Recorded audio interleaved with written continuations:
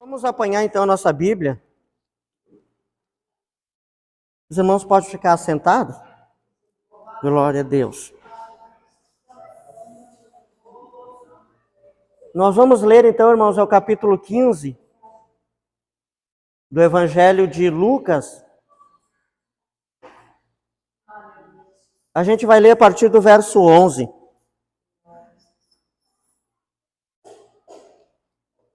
A parábola do filho pródigo. Glória a Deus. Que nos diz assim, irmãos. E disse: um certo homem tinha 2 filhos. O mais moço deles disse ao pai: Pai, dá-me a parte da fazenda ou da herança que me pertence. E ele repartiu por eles a fazenda. Poucos dias depois, o filho mais novo, ajuntando tudo, partiu para uma terra longínqua e ali desperdiçou sua fazenda ou sua herança, vivendo dissolutamente. E havendo ele gastado tudo, houve naquela terra uma grande fome e começou a padecer necessidade. E foi e chegou-se a um dos cidadãos daquela terra, o qual mandou aos campos apacentar porcos. E desejava encher os seus estômagos com as bolotas que os porcos comiam, e ninguém lhe dava nada. Eu acho interessante isso aqui, irmãos, e ninguém lhe dava nada. Amém? Essas bolotas, irmãos, que esse texto da revista E Corrigida apresenta é alfarrobas. É tipo uma vagem que dá naquela região lá, e ela é meio gelatinosa por dentro, e eles, na verdade, essa comida era para animal e para pessoa muito pobre. Quando tinha muito pobre na região, também eles se utilizavam dessa fonte de alimento. Então, irmãos, nós lemos só até ali, que hoje a gente não vai conseguir passar disso. Eu separei em 5 aulas essa parábola do bom samaritano. Estou lá no bom samaritano, que é a próxima que a gente vai estudar.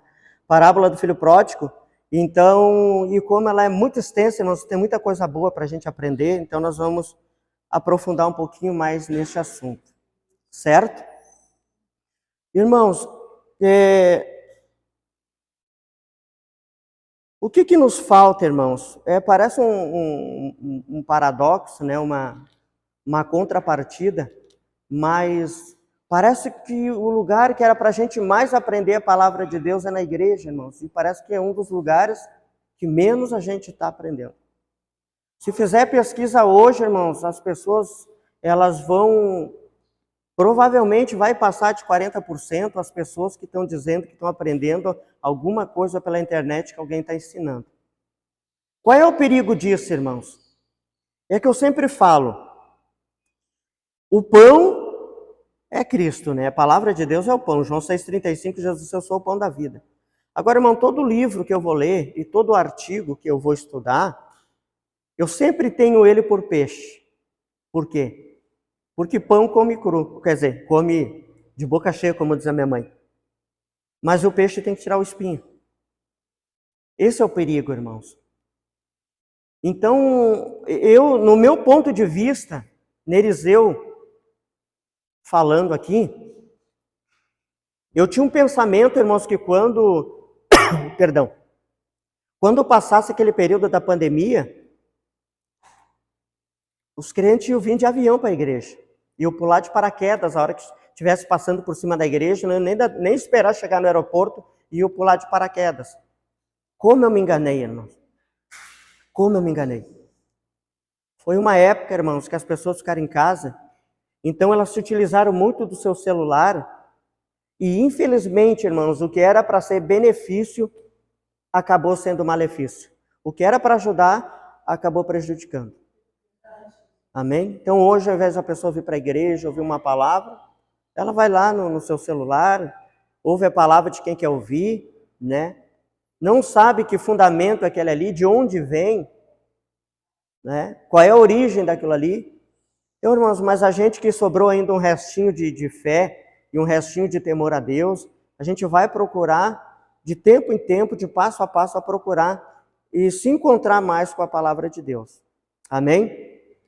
Qual é a intenção do nosso estudo, irmão? A intenção do nosso estudo É quando a gente for pregar, a gente poder transmitir para quem nos ouve uma palavra que possa trazer uma edificação e um aprendizado, uma lição aplicada à nossa vida. A gente extrai da Bíblia algo que venha trazer, que venha de encontro à vida das pessoas, não somente para abençoar, mas muitas vezes a palavra ela vem também para corrigir. Amém? Ela vem também para corrigir. Então, a gente tem que estar preparado para isso, irmãos. A gente, como um bom crente, como usa, né, o verbo amar, né, que ama todo mundo, que tem que amar as almas, tudo bem, isso aí é padrão. É padrão de Deus, né? Deus é amor. Então, se ele nos fez, segundo Gênesis 26, a sua imagem, segundo a sua semelhança, então é lógico que a gente tem que ter alguma coisa da semelhança do nosso pai. Né? Eu puxei do meu pai o tamanho, meu pai era pequeno. A única coisa que eu não puxei dele era a beleza, que o meu pai era mais bonito que eu sou mais feio que ele. Mas no mais a gente é meio parecido, então eu tenho que ter alguma coisa do meu pai. E se a essência do caráter de Deus é o amor, se a essência do caráter de Deus é o amor, então eu tenho por dever e obrigação amar. Amém? Então, irmãos, só para a gente ter uma base do que eu quero falar com vocês, eu quero pegar um texto aqui, para a gente poder entender mais ou menos o que o objetivo do nosso estudo quer trazer para a nossa vida. Amém? Glória a Deus. Eu vou pegar um texto aqui aleatório, tá, irmãos? É um texto assim que às vezes dá uma pequena quebra-cabeça. É o texto de Romanos, capítulo 2, verso 14. Olha só se eu fizer uma leitura corrida desse texto aqui. Eu vou ler até o verso 15. Olha só. Porque quando os gentios que não têm lei fazem naturalmente as coisas que são da lei, não tendo eles lei, para si mesmos são lei, os quais mostram a obra da lei escrita nos seus corações, testificando juntamente com a sua consciência, seus pensamentos, quer acusando-os, quer defendendo-os. Quem é que entendeu alguma coisa? Ninguém. Ninguém. Por quê, irmão? Porque quando a gente atropela a leitura da Bíblia, a gente perde a essência. A gente perde toda a informação. Amém? A gente perde toda a informação. Agora vamos fazer uma leitura lenta, parafraseada. Olha só, porque quando os gentios... Aí aqui eu começo a ter informação. Aqui eu já tiro a primeira informação. Quem é gentil? O gentil, irmãos, o gentil ele é um não judeu. Não judeu, né? É o gentil. Não judeu. Na época de Cristo, hoje, por exemplo, a igreja é feita de pessoas, maior parte gentílica. É claro que tem hoje judeu que faz parte do cristianismo. Eu tenho uma informação já desse texto. Eu sei que o gentil ele não é judeu. Continua o texto, que não tem lei. Opa, tem uma vírgula, que não tem lei. Que lei Paulo estava falando? Estava falando da lei de Moisés. Eu já tenho outra informação. Eu sei que o gentil ele não é judeu, e eu sei que eles não obedecem à lei de Moisés. Eu já tenho duas informações. Fazem naturalmente as coisas que são da lei. Eu consegui outra informação. A lei natural. Mais uma. Eles não têm a lei de Moisés. O que é que eles têm então? Fazem naturalmente? Então existe uma lei natural. A terceira informação que eu consigo. Vamos continuar lendo o texto aqui. Não tendo eles lei, para si mesmo são lei. Então, outra informação que eu consigo aqui é que essa lei natural que eles têm, que está dentro dele, dentro de cada um de nós temos uma lei natural, essa lei, ela faz com que eles criem normas, que aquela norma que eles criam, às vezes sem parâmetro de Deus, ou a lei natural, eles estabeleçam o princípio da vida deles com base naquilo ali. Então, a convivência deles, eles convivem. Convivência. Eu consegui uma outra informação. Eles convivem com a lei natural que eles têm, do coração, da mente, da razão deles. Eles convivem com essa lei. Amém? E essa lei que eles têm, eles criam normas para a sobrevivência deles mesmos. Por exemplo, quem é que coloca uma placa no caminho da formiga? E olha que os bichinhos vão longe, irmão. Vem e volta para o ninho, né? E dão aquele prejuízo danado para a gente quando pega as roseiras, eu pegava as roseiras da mãe. A noite toda de trabalho dela ficava só o talinho da roseira, levava tudo. Amém? Então aqui, irmãos, eu consegui 4 informações. Isso aqui é bom para pregador, para a pessoa ir pegando esse exemplo aqui, certo? Verso 15. Os quais mostram a lei escrita nos seus corações. Então essa lei da convivência deles, mas essa lei vai para o pensamento. Ou o coração é a mesma coisa? Para a mente. Adelante. Quer acusando-os e quer defendendo-os. Então, essa lei, ela acusa e ela defende. Pronto. Acabou o problema. Então, eu já descobri 1, 2, 3, 4, 5, 6, o número da perfeição. Numa leitura simples, irmão, eu consegui 7 informações daquele textinho que a gente leu atropelando. Não judeu, a lei de Moisés, a lei natural, a lei que é para a convivência deles, essa lei que fica no pensamento e no coração, que essa lei acusa e defende. Amém? Por que ela acusa e defende, irmãos? Porque a lei natural, eu acho que é 1 Coríntios 2,14, a Bíblia diz que o homem natural não entende as coisas do Espírito, porque para ele parece loucura. E não consegue interpretar, porque ela se discerne espiritualmente. Certo? Então, irmãos, a lei natural, as pessoas que têm a lei natural, que não têm segundo ali Coríntios 2,16, que não tem a mente de Cristo para pensar como Cristo pensou, então eles pensam na sua naturalidade, na sua razão. Né? Eles acham que tem razão para tudo. E eles vão batalhar, eles vão trabalhar em cima da razão. Então tem aquelas pessoas que têm um gênio forte, irmãos, que não adianta falar com eles. Aquela teima deles ali, eu que estou certo, eu que sou isso, sou aquilo, ainda é pessoa natural. Está cheio de crente, irmãos, que tem essa lei natural dentro dele. Você vai dizer para ele que aquilo ali que ele está fazendo não é certo? Não, ele insiste. Então, irmãos, está cheio de crente, cheio de boa intenção, que está indo para o inferno cheio de boa intenção. Justamente por não compreender a palavra de Deus. Amém? Então, irmãos, com base nessa pequena síntese de leitura aqui, que isso aqui não é aula de português, né? Da professora puxando a orelha da gente lá na hora da prova de português, era a minha luta, irmão. É a minha luta. É como o Hitler escreveu o livro dele, né? Mein Kampf, a minha luta. A luta do Hitler era destruir os judeus. Então, com base nisso, irmãos, nós vamos falar então um pouco sobre o filho pródigo, né? Mas agora, irmãos, nós vamos fazer uma leitura como o judeu faz, uma leitura da direita para a esquerda. Né? A gente lê da esquerda para a direita, o judeu lê a gente lê da esquerda para a direita, e o judeu é da direita para a esquerda. Se pegar o original de uma Bíblia hebraica, por exemplo, traduzida, a gente tem que ler assim, não para cá, ler assim. Certo? Agora aqui, irmãos, eu peguei uma revista, mudei a versão, que essa aqui é uma revista atualizada, então ela dá uma informação mais detalhada sobre o assunto. Certo? No verso 11... eu quero que vocês apanhem a Bíblia ali para nós entender, primeiramente, o que Jesus queria dizer isso aqui.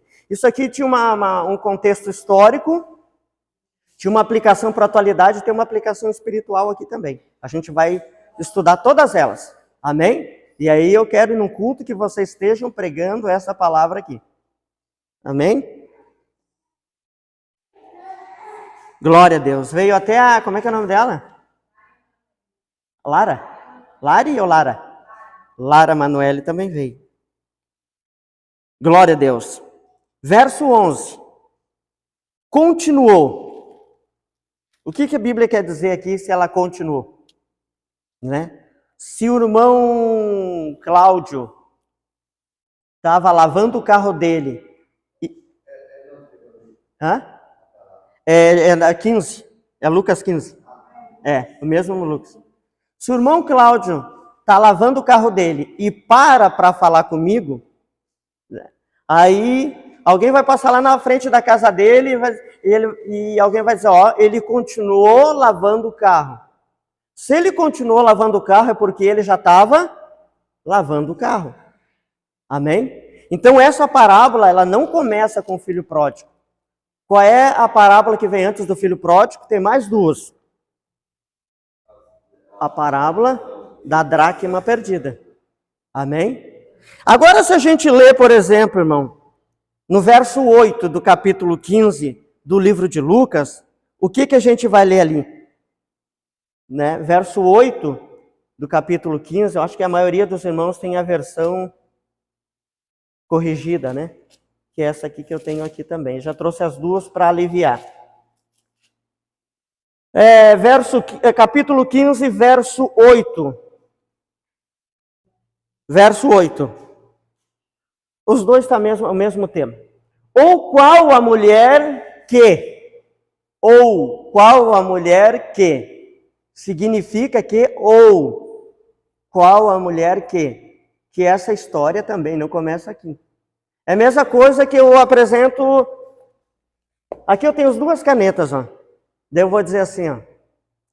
Eu tenho uma caneta preta para vender. Eu tenho uma caneta azul para vender. Vocês querem ficar com a preta ou com a azul?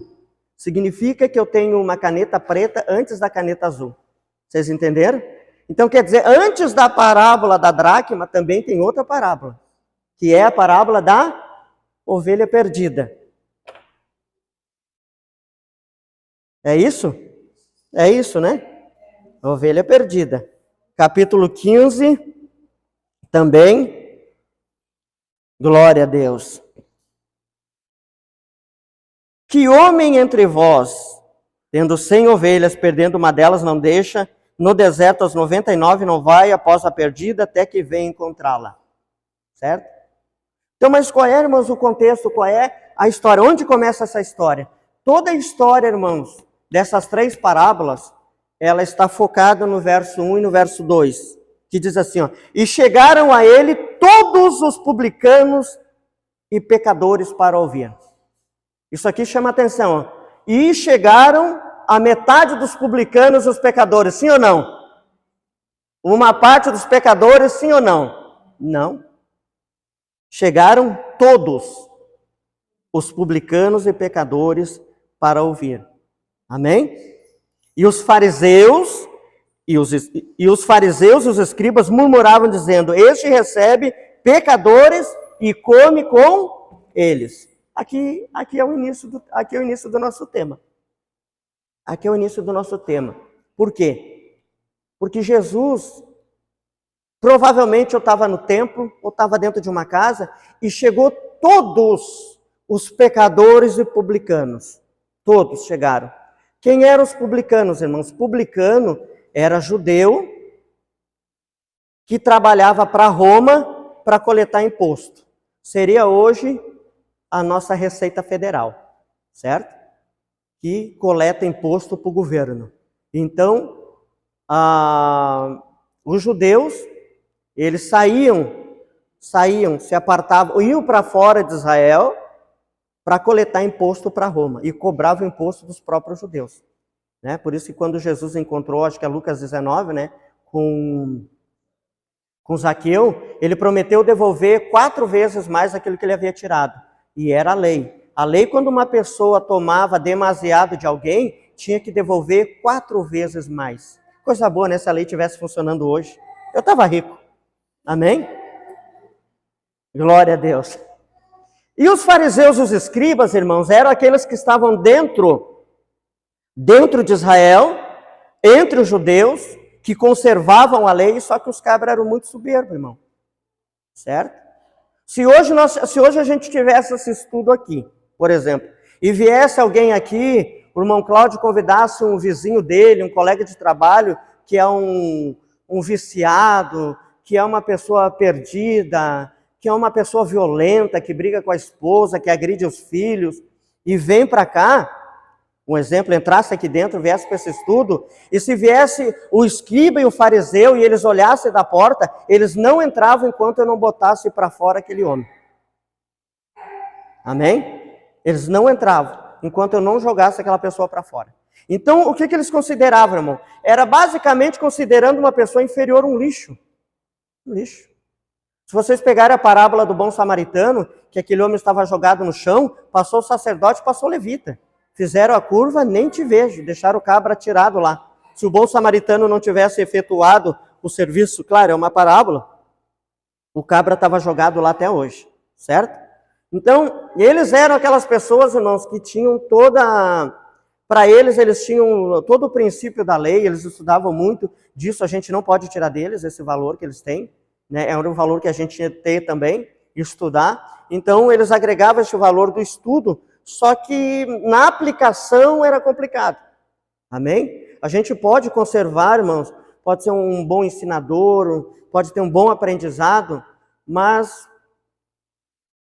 uma vez eu estava almoçando num lugar, estava no intervalo do trabalho,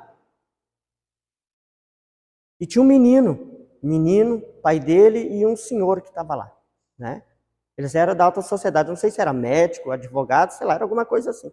E o menino começou a falar alguma coisa de física, de química, de matemática, e isso, aquilo, aquele outro, de mais uma série de coisas. E aquele senhor ficou espantado, né? E terminou a moça, ele só, parabéns pelo seu filho, não sei o quê, não sei o quê. E o pai ficou todo, né? Todo. E aí, aquele senhor se levantou e o filho olhou para o pai e disse, pai, tu trouxe a minha, não sei se era a pochete dele, o celular. O pai, filho, eu esqueci. Pai, tu é uma vaca.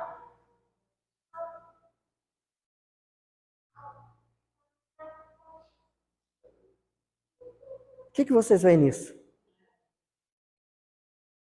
Para mim, irmão, toda aquela ciência dele, ele colocou dentro do vaso, colocou dentro da privada e puxou a descarga. Para mim não vale nada. A quem ele deveria atribuir o valor era o pai. Então, quer dizer, para os outros, era o que os fariseus faziam. Para os outros era o destaque, era o fórum, era o outdoor.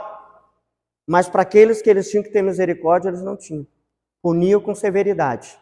O fato é que levaram Jesus à cruz, certo? Então, Jesus fala essas parábolas justamente por causa deles. Aí Jesus fala a parábola da ovelha perdida. Tinha 100, uma se perdeu, e se perdeu aonde? O texto é claro, se perdeu no deserto. Então se perdeu fora de casa.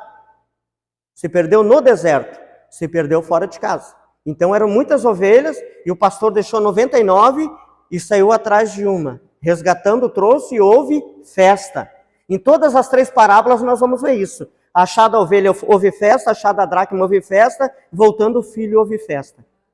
Amém? Então tudo que a gente faz em favor, em benefício à obra de Deus, há festa também na eternidade. Amém? Então, irmãos, qual é a proposta da parábola? Aí vem a segunda parábola. Uma senhora tinha 10 dracmas e perdeu uma dracma. Perdeu uma dracma. E saiu correndo atrás daquela dracma. Certo? Vamos supor, irmãos, que eu tenha 10 canetas dessa aqui. Aqui eu tenho 4. Supor eu tenho 10. Eu perdi uma, né? E entro em pânico, doido atrás daquela caneta. Meu Deus do céu, a caneta. Onde está a caneta? Parece uma coisa, irmãos. Parece uma coisa que não tinha valor algum. Parece uma coisa que não tinha valor algum, né? Mas o que era uma dracma para uma mulher? A gente tem que entender o contexto ou o período que aquelas pessoas viviam. Então, qual era o contexto que a mulher vivia? Você sabe que a mulher, naquela época, era usada como mão de obra. Se tivesse o filho mais velho ou primogênito, às vezes a tarefa da menina era maior do que a dele. Né? Porque o filho, hoje o mimado é o último, né? E na época o mimado era o primeiro. O mais velho era o mais mimado. Então hoje vai nascendo, os miudinhos vão sendo mimados, né? Eu fui o segundo mimado, depois veio meu irmão e tomou meu lugar. Aí foi o último mimo. Amém? Então, irmãos, quando elas casavam, o pai, como era mão, por isso que se pagava o dote, né? Por isso que se pagava o dote para o pai da moça, um valor, porque eles estavam tirando um empregado de casa. Então eles tinham que pagar pelo empregado. Por isso que se pagava o dote, tirava que uma mulher trabalhava, não entra mais aquele dinheiro para pagar o sanduíche no final do mês, então tem que pagar aquele valor. Então, por isso que o noivo pagava um dote para o pai da noiva para poder casar com ela. Então, nesse pagamento do dote, ela poderia receber uma parte, poderia receber por uma herança. Essas moedas, elas podiam enfeitar vestido, igual esse botão aqui podia ser de moeda. Podiam botar de adorno, tipo uma tiara, alguma coisa no cabelo, certo? Nós vamos ver isso, aonde que nós vamos ver esse texto? Nós vamos ver esse texto lá em 1 Reis 21, né? Que Nabote tinha uma vinha que não quis vender, era a lembrança da família dele. Então eles cultivavam muito isso. Ele preferiu morrer, quer dizer, não preferiu, na verdade foi assassinado, mas foi a morte, mas não abriu mão do direito da família. Guardar aquela herança da família, né?